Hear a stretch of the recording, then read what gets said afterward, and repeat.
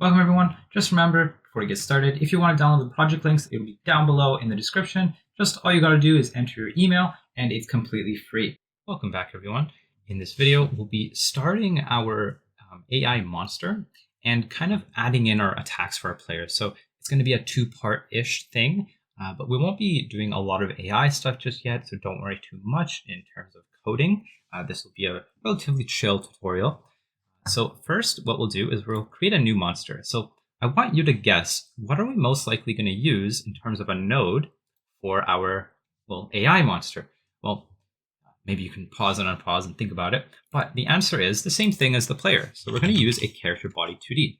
Now, in our character body 2D, we'll have a few things. I want you to try to guess those nodes that we'll need, because you want to get into the habit of, trying things yourself. So the first thing we'll need is an animated sprite. We'll need a collision shape as well, because obviously, this guy is not going to collide with anything. And we will need something that I don't expect you to know is an area 2D. Now this guy will also need a collision shape 2D if you read the error. I already told you what the error is, so now you can see the error went away. Now the character 2D, or the monster itself, will also need an animation player. We're not going to use animation tree because we only have 3 animations for our monster. So if we actually find our monster here, which was graciously provided to us, we can find whichever one we want. We have a pig here, we have a boar, we have an old version of all of these. So we're going to use the updated boar, and we have 3 attacks, right? So let's create an animated sprite and load these in. So we're going to have attack. Let's create 2 more. Idle and move.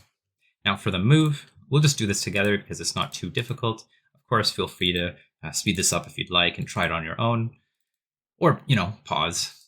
So here we go. We have the board to move. Now what we'll do is we'll actually only do the right and left. We're not going to do all of these because it'll take a long time, and I don't want to bore you with that. So what we'll do is the attack or the move right, okay? And I'll show you a little trick that we're going to use to make it go left and right, kind of. Okay, now for the idle, let's go to the idle, and we will do idle right. Now, of course, if you want to set this up, right, with all of them, feel free to. I'm just not going to do that. So instead, I'm going to show you a different trick that will work with anything that only has a left and right. And the reason I'm doing this is because not every asset pack that you will find will have a 4-directional thing. So I want to show you how you would do this if you only have one direction, right and left, right? So let's save this guy as the boar AI. We'll save him in a scene, create a monsters folder for him. We'll save this. And now let's do the same thing for the animation player. So we have attack, we have idle.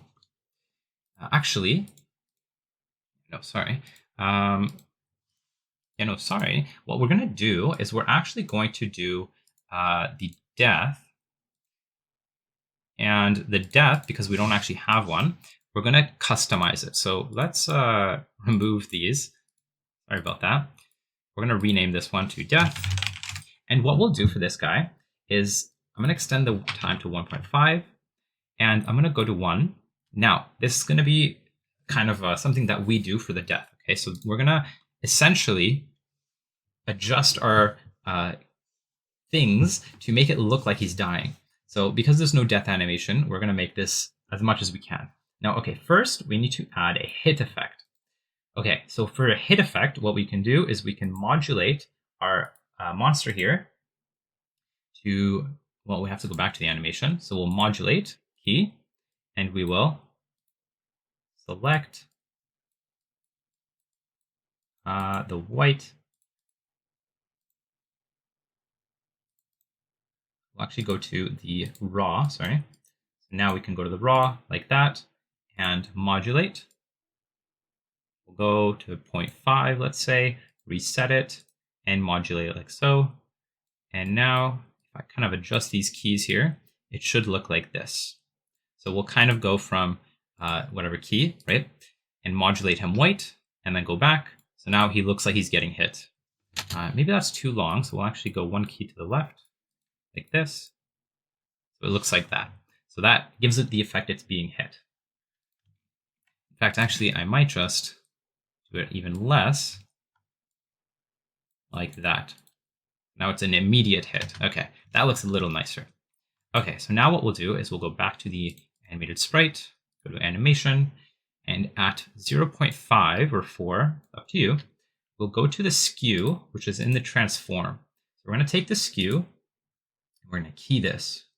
Skew, key this, and we'll go about 0.8. We'll go to 45, skew that. Oh, no, that's the rotation.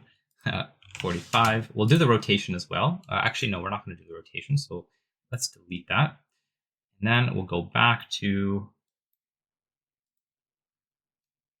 1.2-ish, and we'll skew it back to negative 89.9. And this is essentially a white line like this, or a straight line. So now it'll kind of transform like this and give it that effect that it's dying. And then what we want to do at the same time is we want to scale it. So what we'll do is right here, we'll key the scale. And then about here, we can scale it down to 0.3. And then a little later, we'll scale it right here back to 1. And then at the end, we'll scale it back to 0.1 and key that. And so now we have this cool effect that it looks like it's kind of being shrunken down to nothingness. Okay, so that's kind of our customized death animation for our monster because he doesn't have his own. So now let's fill in the circles here. Actually, we'll give him a rectangle. And let's make sure that we actually have a reset track here. And we delete this, and we go to the animated sprite, reset all these, go back to the animation, and in the reset, we want to actually make sure that our monster here gets reset to everything properly. So the scale, the skew, and the scale, which we already did, and the modulate. Reset that, and there we go. So the reset is what it starts with. So the death, we don't want it to start playing the death randomly. Of course, we'll have it play it through code, but the reset will reset our monster just to this, okay? So now let's also add our area 2D. Now this guy will act as our two things. We're gonna actually have to duplicate our area 2D. The first one will be a player detector, and this one will be a attack detector. So first we need our player detector. Now, okay, in Godot, whenever you duplicate something, the collision shape of this will actually follow the other one. So these two, if I edit them, they end up being the same. So to avoid this, if we go into one of these area 2Ds or the collision shapes, and I select it and I make unique, I can now edit one without having to touch the other. Okay, so here is going to be our attack detector. So this guy should be, well, in the range of the attack. So around right here and about this big. Now the player detector is where I want to follow the player to see the player, to quote unquote see him. So if I enter this area as the player, my boar will essentially start chasing me. Okay, so let's rename this guy to boar and head back to our world. And let's connect our monster here into our world. So this is our monster and this is our player. Okay, now in our player, we're going to need some area 2Ds in here. So let's add an area 2D, and this will be the attack detector area. Now let's add a collision shape, and this guy will act as our attack detector, meaning if I attack, then I can actually hit something. Now I'm going to use a capsule for this. And now this is going to be a little tricky. So essentially what I want to do is if I play the attack down, I want to have my attack detector do this, where I go essentially like 45 degrees. No, sorry, 90 degrees. That would make more sense. And then go down over here and then disable and then enable on the attack itself. So what'll this look like? Well, first, what I can do is I can take the attack detector, and I can take the collision shape. I don't actually want to edit the area. I want to reset this to 0, 0, reset the rotation, and I want to only touch the collision shape. The reason is because I can disable it. Because I don't want this guy to always be attacking. I don't want him to always be detecting if I'm attacking. I want to disable it, well, if I'm not attacking, right? So what I can do is, let's say in my attack down, let's zoom in here. I want to enable him around this frame, probably 0.3, right? Or maybe 0.2. So we'll move this guy down, and we'll go to the transform and the rotation, and we'll change it so that it's about right there. And we will key this, and we'll key this.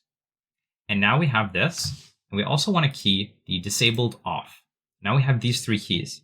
Now, if I zoom out a little bit, and I go maybe over here, we'll turn the disabled on and key that, because I don't want it to persist throughout the entire animation, only when I'm actually hitting, right? Now I'm going to do this for all of them. So I'm going to have to edit each one of these to, let's do attack up first, actually, because the rotation will be the same. So here I can key the position, the rotation, and the disabled will turn it on and then off in 2 seconds, or 0.2 of a second. So now here we go. We have on and off, and then we'll do that for each of them. And the point of this was to make sure that we rotate it properly back to 0 on the attack right, which may be right there in front of us. So we'll key that position as well. And then, of course, we'll key the disabled and turn that on. And again, lastly, for attack left, do the same thing. But of course, we'll have to move this to the left. And we'll do the rotation. And lastly, we'll disable it after the attack. Okay, awesome. Now for the reset, we have to make sure that this is on. Okay, so make sure that this collision shape is on over here for the disabled.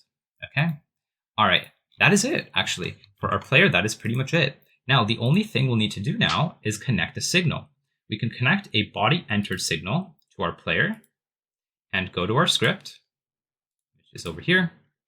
You can see here that I have this script or the signal that has been connected that says when an attack is in here, I can do something. Now, what do I want to do? Well, first I want to check to see if this body is a monster. And there's a few ways to do this, but one way to do this is by checking the name. We can say AI in body.name. And then if it is a AI, we can say body.queue_free. And it should unair. Let's save. And now if I hit play, I should be able to, well, I don't want to kill myself here.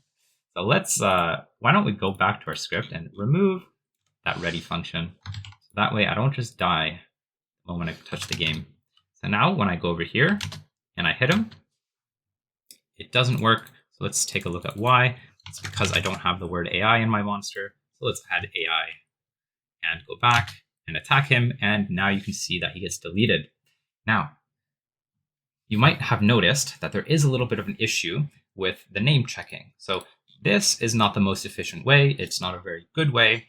So in the next video, we will be taking a look at something called grouping inside of Godot. And it's not too difficult, but we'll add grouping and we'll also continue our monster AI. We'll kind of implement our player as well. So I will see you all in the next lecture or in the next video.